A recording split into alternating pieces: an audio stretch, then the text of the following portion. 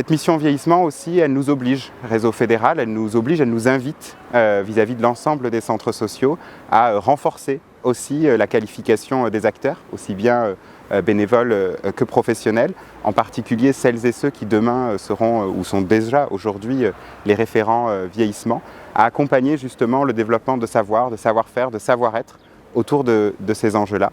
Et puis, elle nous invite aussi à renforcer davantage notre fédéralisme, parce que cette mission vieillissement, elle s'ancre vraiment sur cette expertise commune et cette capacité qu'on a aussi à mailler ensemble autour d'une même approche, celle de cette mission vieillissement, l'ensemble du réseau.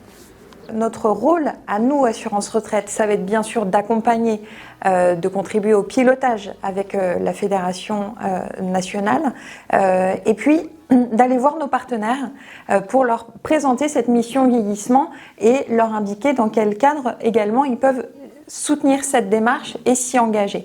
Donc tout d'abord nos collègues de la branche famille, la CNSA bien sûr pour faire connaître cette mission vieillissement sur les territoires et donc permettre qu'elles s'y inscrivent et qu'elles puissent également y participer dans le cadre de cofinancement puisque finalement la mission vieillissement coche vraiment toutes les cases des projets et des programmes qui sont portés par les conférences des financeurs et puis bien sûr nos collègues interrégimes. Peut-être les points saillants que nous allons suivre, nous, Assurance Retraite et Fédération nationale, dans le plan d'action qui va s'annoncer, et là les points prioritaires, finalement, ça va être bien sûr le pilotage du déploiement, là on en est aux prémices, donc du coup tout le suivi des conventionnements avec un livrable ressources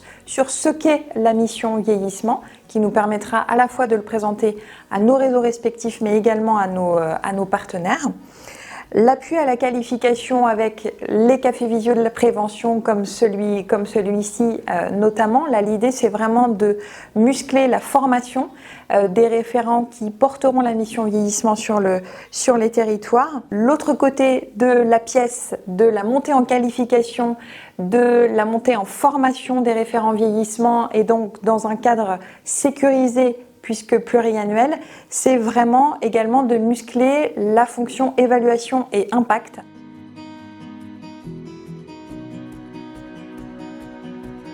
Le vieillissement de la population en fait est un enjeu fort qui va s'accentuer d'ici 2050.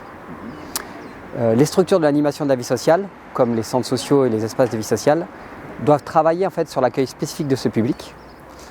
Pour cela, la fédération doit porter des partenariats forts. Notre relation avec la CARSAT Centre-Ouest a commencé il y a plusieurs années sur la base de travail de construire en fait des actions à destination de ce public à besoins spécifiques. Il était important pour la fédération en fait de construire d'autres partenariats. Donc nous travaillons en parallèle avec la conférence des financeurs permettant de financer en fait les actions spécifiques à l'échelle du département de la Charente en fait au niveau des centres sociaux. Nous travaillons aussi sur la dynamique Mona Lisa pour lutter contre l'isolement des personnes âgées. Et pour terminer, nous intégrons en fait une dynamique particulière autour du réseau de confiance avec Malakoff Humanis pour rompre l'isolement également et permettre en fait aux seniors de sortir de chez eux et d'aller dans des ateliers collectifs de proximité.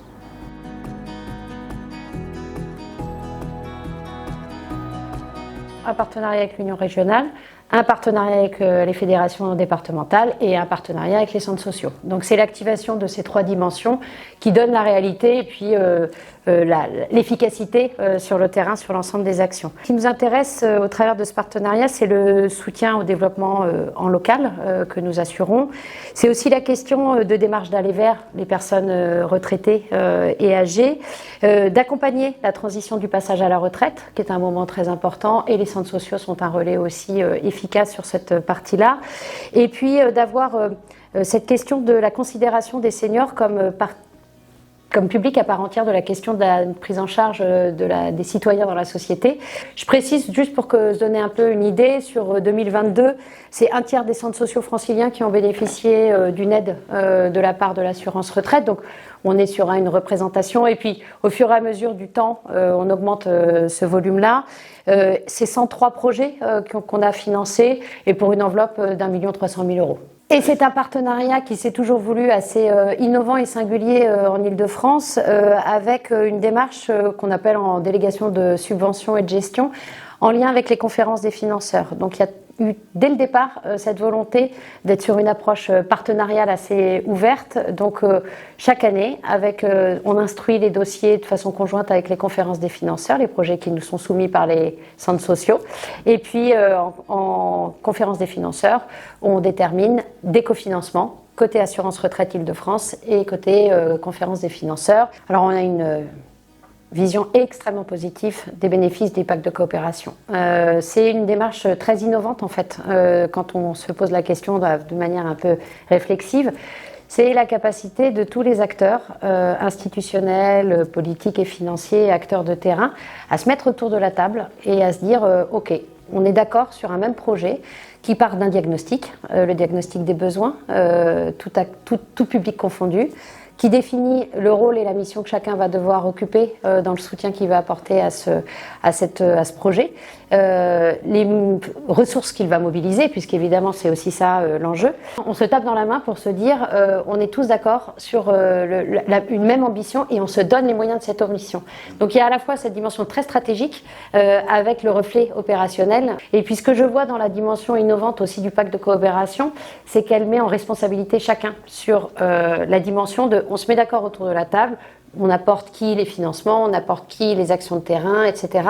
Et elle met le centre social aussi en situation d'être à la manœuvre, finalement, au regard aussi, et c'est tout l'intérêt du pacte de coopération, du diagnostic qui est fait par territoire. Le pacte de coopération, il a aussi cette énorme vertu qui positionne le projet senior et donc le public des seniors au centre et au cœur de la question des publics accueillis au sein des centres sociaux. Au final, les enjeux de société face au vieillissement de la population sont accompagner le parcours de vie des retraités dans les différentes transitions et risques de rupture, faire société commune, repenser le pacte social à l'aune du vieillissement de la société.